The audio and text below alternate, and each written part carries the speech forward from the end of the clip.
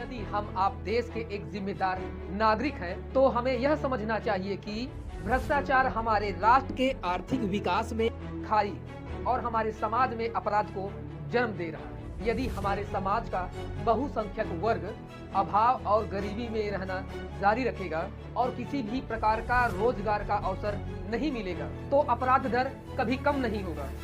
गरीबी लोगों की नैतिकता और मूल्यों को नष्ट कर देगी, जिससे लोगों के बीच में नफरत वृद्धि होगी। इस तथ्य की परवाह किए बिना कि असामाजिक तत्व हमारे देश के राजनीतिक व्यवस्था के भीतर है या बाहर है, संसद को इनके खिलाफ सख्त कानूनों को पारित करना चाहिए। हमारे देश में सभी के लिए एक समान व्यवहार होना चाहिए।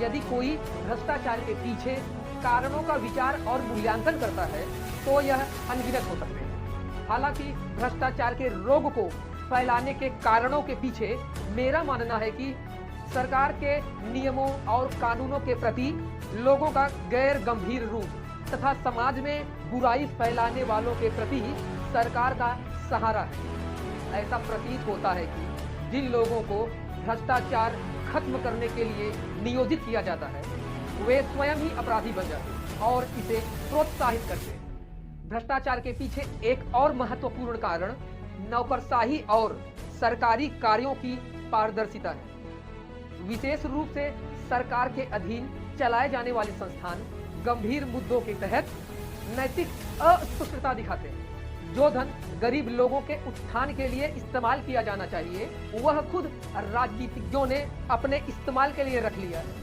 इससे भी बदतर जो लोग समृद्ध नहीं हैं और सत्ता में बैठे लोगों को रिश्वत नहीं दे सकते हैं वे अपना काम नहीं करवा पा रहे, इसलिए उनके काम की फाइलें कार्रवाई के बजाय धूल फांक रही हैं। जाहिर है किसी भी बढ़ती हुई अर्थव्यवस्था में गिरावट तब आएगी जब भ्रष्ट अधिकारियों ने देश पर शासन किया। स्थिति बहुत तनावग्रस्त हो गई है और जब तक कोई आम जनता कदम न उठाए और सतर्क नहीं हो जाती तब तक भ्रष्टाचार को हमारे समाज से उखाड़ के फेंका नहीं जा सकता।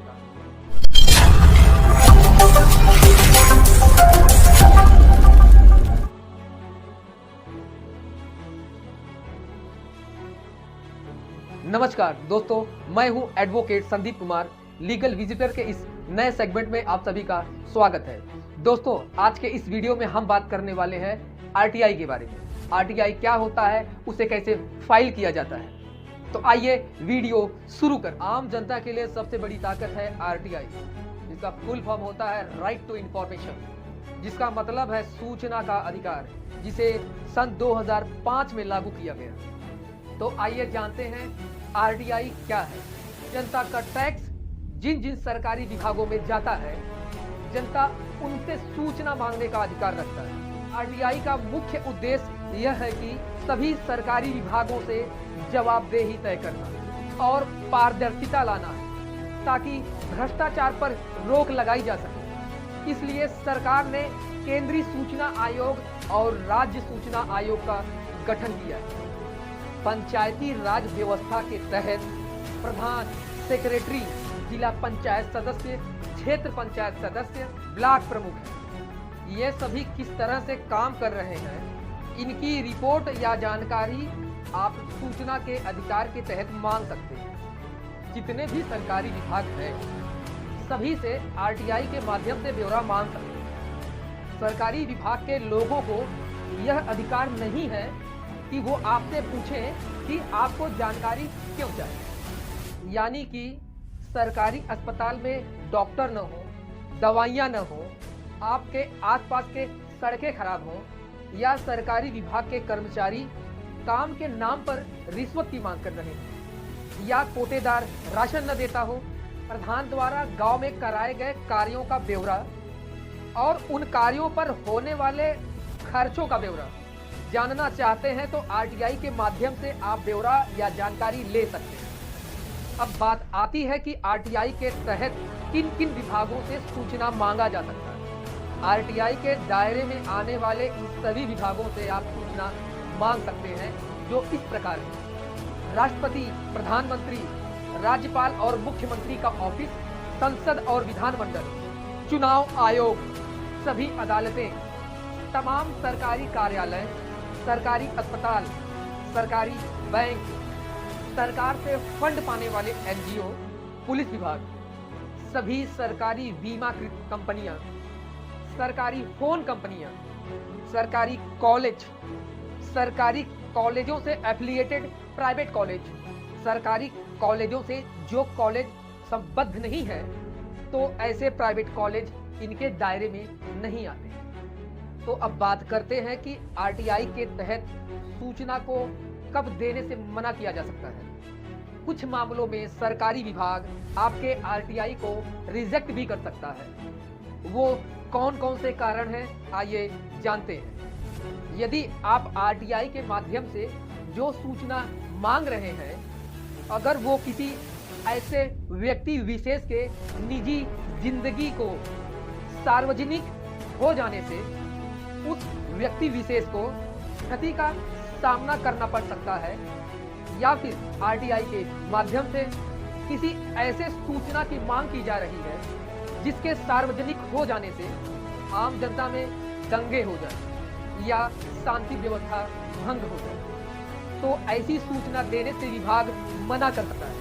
आपको विभाग द्वारा वही सूचना प्रदान की जाएगी जिससे किसी को कोई भारी नुकसान न हो, यानी आपको वही सूचना दी जाएगी जिस सूचना से किसी को कोई नुकसान न उठाना पड़े, बल्कि पारदर्शिता बढ़े और भ्रष्टाचार पर रोक लगाई जा सके। अब बात आती है आरटीआई कहाँ लगाई जाती है। जिले के हर विभाग में एक सूचना देने वाला अधिकारी नियुक्त होता है।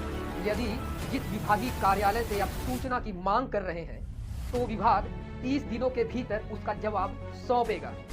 जिस विभाग से आप सूचना प्राप्त करना चाहते हैं, तो आप 10 रुपए के फीस के साथ पोस्ट करना होगा, और इसके अतिरिक्त जो भी सूचना आप पाना चाहते हैं, वो सूचना पर पेज के हिसाब से आपको अलग से पेमेंट करना होगा, जो पोस्टल ऑर्डर या कैश के रूप में होगा। स्पीड पोस्ट का चार्ज आपको स्वयं अलग से देना होगा। और एक बात, मान लीजिए कि जिस विभाग से आप सूचना की मांग कर रहे हैं और वो सूचना अधिक पेज में है और आपके द्वारा भेजा गया रुपया कम पड़ रहा है, तो आपको एप्लीकेशन में एक लाइन और लिख देना चाहिए कि यदि मेरे द्वारा भेजा गया पेज का चार्ज कम पड़ रहा है तो आप हमें सूचित कर दें, ताकि आपको उसका भुगतान करवा दिया जाए। यानी आप जिस विभाग से सूचना की मांग कर रहे हैं, तो स्पीड पोस्ट का खर्चा, आरटीआई की 10 रुपए की फीस और जितने भी पेज की सूचना होगी, प्रति पेज के हिसाब से उसका चार्ज आपको अलग से देना होगा। लेकिन आपको एक महत्वपूर्ण बात बता देना चाहता हूं कि यदि आप अंत्योदय कार्ड धारक या बीपीएल कार्ड धारक हैं, तो आपको अपने कार्ड की फोटोकॉपी लगानी पड़ेगी, जिससे आपको सारी सूचनाएं मुफ्त में दे दी जाएंगी। आपको केवल स्पीड पोस्ट का खर्चा उठाना पड़ेगा। आरटीआई की फीस 10 रुपए है, लेकिन अंत्योदय कार्ड धारक यानी बीपीएल कार्ड धारकों के लिए यह मुफ्त है। आरटीआई की फीस कैश के रूप में या डिमांड ड्राफ्ट के रूप में या फिर पोस्टल ऑर्डर के रूप में दे सकते हैं। पब्लिक अपनी इंफॉर्मेशन किसी भी रूप में मांग सकती है, जैसे डिस्क, टेप या फिर वीडियो में, बशर्ते मांगी गई सूचना उसी रूप में होनी चाहिए। इन सब प्रक्रियाओं को पूरा करने के बाद वो विभाग जिनसे आप सूचना की मांग कर रहे हैं, तो आपको 30 दिनों के अंदर सूचना अपने सरकारी खर्चे से आपके पास भेज देगा। अब बात आती है कि आरटीआई के तहत सूचना मांगे जाने पर विभाग द्वारा सूचना प्राप्त नहीं हुआ तो क्या करें। मान लीजिए जिस विभाग से आपने सूचना की मांग की है और वो 30 दिनों के भीतर सूचना नहीं दे रहे या फिर सूचना देने से मना कर रहे हैं, तो आप इसकी शिकायत उस विभाग के सीनियर ऑफिसर के पास प्रथम अपील के रूप में करेंगे। यदि वहां से भी आपको संतुष्टिपूर्ण उत्तर नहीं मिलता है, तो आप राज्य सूचना आयोग को करेंगे। यदि आप केंद्र सरकार के अंदर आने वाले विभागों से संतुष्ट नहीं हैं, यानी कि केंद्र सरकार के अंदर जो भी विभाग आते हैं और उनसे आपने आरटीआई के तहत सूचना मांगा और आप उनसे संतुष्ट नहीं हैं, तो आप केंद्रीय सूचना आयोग से अपील करेंगे।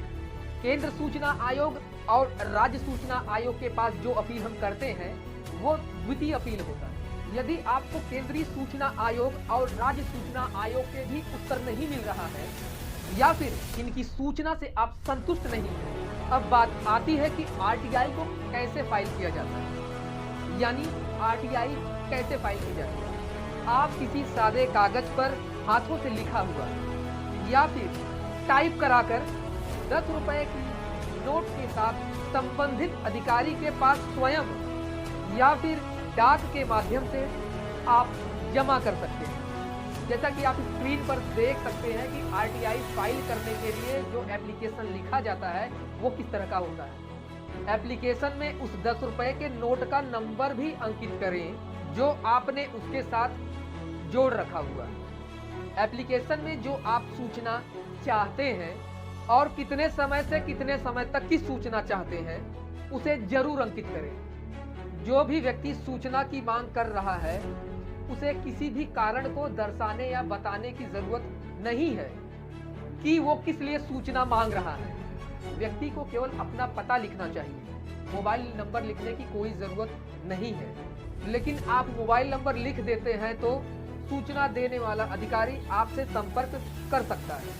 आप आरटीआई ऑनलाइन भी कर सकते हैं। आरटीआई ऑनलाइन कैसे की जाती है इसकी पूरी जानकारी आपको मेरे अगले वीडियो में मिल जाएगी। जन सूचना अधिकारी आपको कोई सूचना नहीं देता है तो आरटीआई एक्ट की धारा 7 की धारा 2 का उल्लंघन है। ऐसे जन सूचना अधिकारी के खिलाफ भारतीय दंड संहिता की धारा 166A और 167 के तहत FIR दर्ज कराया जा सकता है। यानी कि जन सूचना अधिकारी के खिलाफ आईपीसी के सेक्शन 166A और 167 के तहत FIR रजिस्टर किया जा सकता है।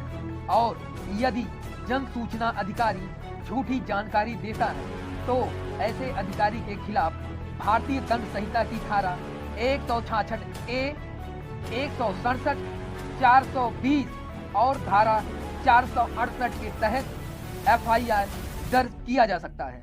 प्रथम अपीली अधिकारी के उत्तर नहीं दिए जाने की स्थिति में भारतीय दंड संहिता की धारा 166A और 188 के तहत FIR दर्ज कराया जा सकता है। जानकारी अच्छी लगी हो तो वीडियो को लाइक एंड शेयर करें। चैनल पर नए हैं तो चैनल को सब्सक्राइब करके नोटिफिकेशन बेल को ऑल पर ओके करें ताकि हमारे लीगल इंफॉर्मेटिव वीडियो की नोटिफिकेशन सबसे पहले आप तक पहुंचे। किसी भी जानकारी और सुझाव के लिए आप कमेंट बॉक्स में कमेंट कर सकते हैं। तो इसी आशा और विश्वास के साथ बने रहिए हमारे साथ। मिलते हैं एक नए लीगल इंफॉर्मेटिव वीडियो के साथ। तब तक के लिए नमस्कार।